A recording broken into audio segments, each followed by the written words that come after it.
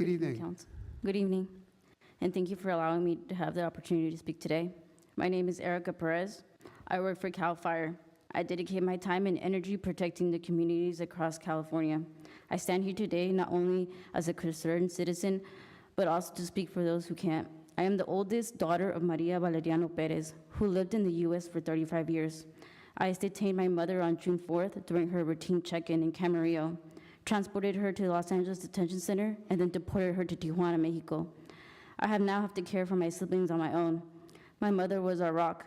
Everyone who knows her knows she was a sweet, kind-hearted, and hardworking woman. She paid taxes. She had a valid work permit. She is not a criminal. However, the things she experienced while detained in Los Angeles Detention Center, something I never wished on anybody to go through. Women inside banging on doors, begging for food. They were hungry. They imagined a real meal as a way to escape the nightmare of the moment.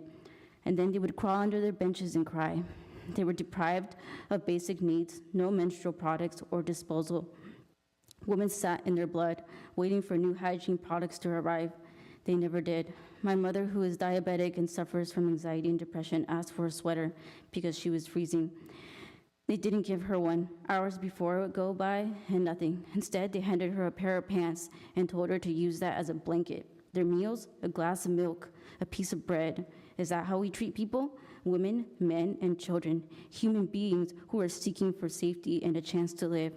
What's happening inside these detention centers is inhumane.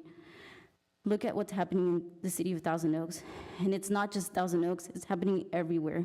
Immigration enforcement isn't just something that happens far away at the border. It's happening here in our neighborhoods, in our schools, in our workplaces. Families are being torn apart in broad daylight. Children are coming home to empty houses.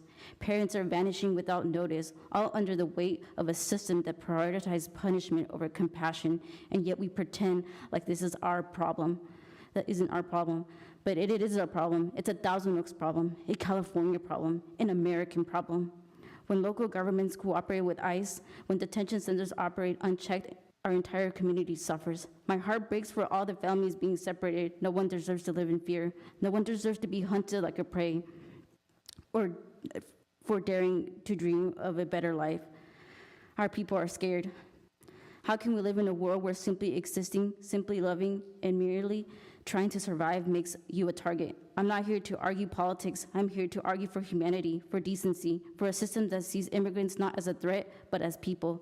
Mothers, fathers, neighbors, workers, friends, people who contribute to who belong. Immigrants make America great. So no, I will not sonnet myself to ease someone else's comfort. I will not allow anyone to distort our story. We are not outsiders. We are the backbone of this country. And if the truth makes people uncomfortable, good. Discomfort is the first step towards a real change, and most of all, the community needs leaders right here in Thousand Oaks who are brave enough to speak up and